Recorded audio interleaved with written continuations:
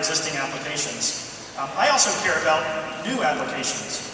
These are the applications that haven't yet been created. These are the ones that are going to make me more competitive as a business, improve my quality of life. So we also need to think about new applications and where they're headed. I stepped back a little bit and wanted to think about where applications are headed as a whole, and again, I think I should look at home. And here's one of my home productivity applications that I spend a fair amount of time on. If you think a little bit about this, actually on a quick side note, if you could all friend me, I'm going to look very popular. So we'll take it.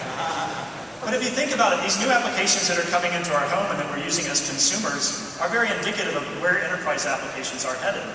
They're about phenomenal scale and very collaborative interfaces. They're about being accessed anywhere, and they're certainly about great user interfaces and me feeling very productive as I use them. So I do believe we'll see a convergence of these new application types with the enterprise as they build the next generation of enterprise applications. And that is the goal of this new application platform. We want to build a cloud application platform, one designed for where all of these applications are headed.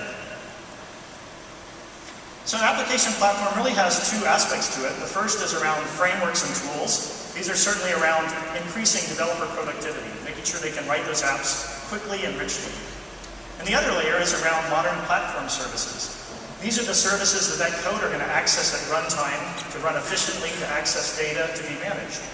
So we need to attack this new platform from these two layers. Now at the top layer, this is certainly the focus of our acquisition of SpringSource, which we announced almost exactly a year ago. Spring has proven to be the simple way to write Java applications and is being adopted more rapidly than ever. But what's more, it's about a very big community around its open source model that continues to add a lot of important functionality for this new class of applications. New ways of writing UIs, experimenting with new data types. All these are going to be essential for keeping up with the changing world. Now it's also about those platform services that are really about making it work well at runtime.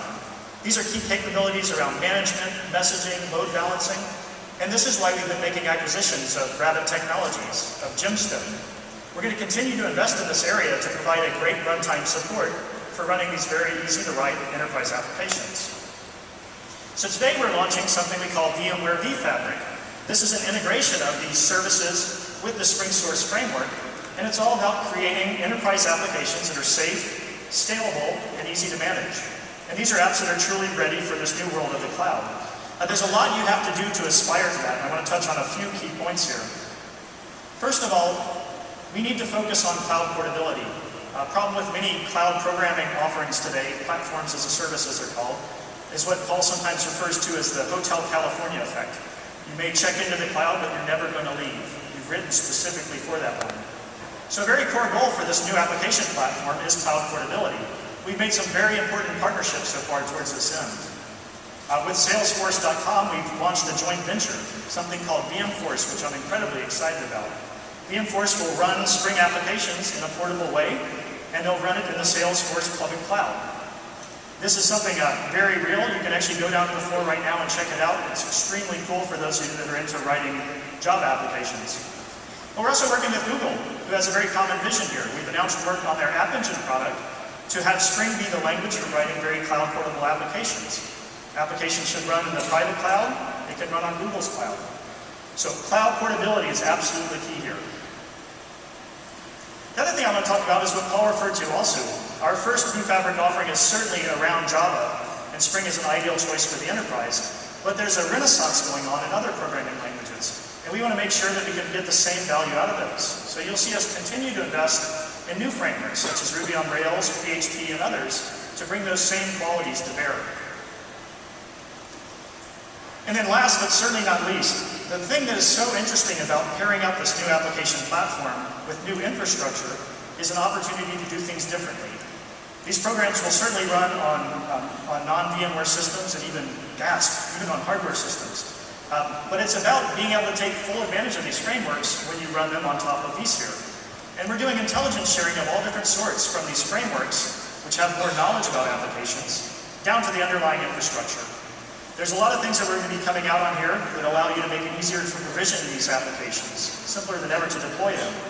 We want to make it easy to scale them on demand as you see more and more people hitting the application that you wrote. And certainly we have the opportunity to give higher level of visibility, more than we've ever done before.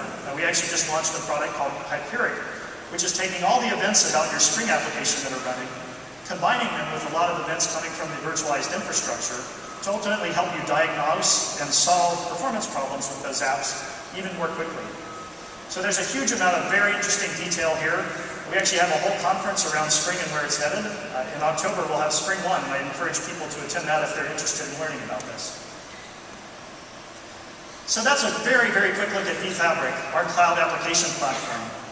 That really has taken us through existing apps and some of the new applications that are being written. But as Paul said, these SaaS applications are showing up everywhere. And we need to think about a way that we can make these SaaS applications consumable by the enterprise in a good way. And that is absolutely the focus for our end-user computing initiative. So let's return to our few friends here. You know, what I really want is the same great cloud experience for all my applications that I have at home. I'm getting to all of them anytime. But Mark is running a real business here, and he has to have all these controls in place. He needs to know who's accessing what, where critical data is. So we really need to find a way to combine these two and offer a new end-user approach. So that's our goal, a consumer cloud experience for all applications. But we have to get started on this one way. And phase one of this is certainly about modernizing today's existing desktop. We want to optimize traditional Windows-based PCs and all the applications there for better forms of accessibility, better security, better manageability. That is the focus of VMware View and VMware ThinApp.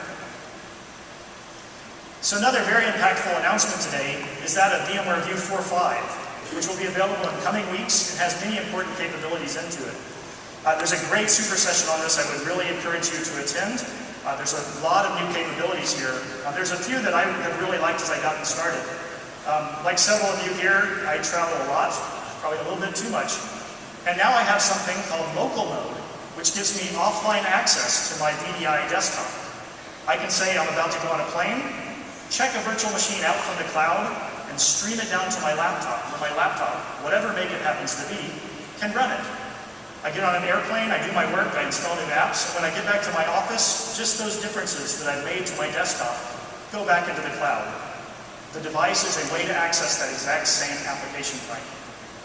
Another thing that Mark really likes is the administrative improvements here. Lots of stuff to hear about, but I particularly like the fact that it's now built on top of vSphere 4.1. All that scalability work we talked about is for those companies that are moving to 10,000 and beyond on the number of virtual desktops. And what's really neat is things like vShield Endpoint. We can actually begin to use these same security tools to provide added security for the desktops when run in this context. So an absolutely great product. I think you're going to love it, and I really want you to see the super session. VDI has long been about operational savings. We made it easier to manage, easier to create images that people are using. But another important part about this change that's going on is an ability to jump onto the acquisition costs. It sometimes has had more upfront CapEx cost to move to a virtual desktop than to buy a very low-end PC. And with great work from all the partners that are in here, we've been able to make a major milestone with the 4.5 release. We've been able to lower the total acquisition cost for desktops to the sub-$500 boundary, which is absolutely cheaper than all the physical PCs you're out there buying.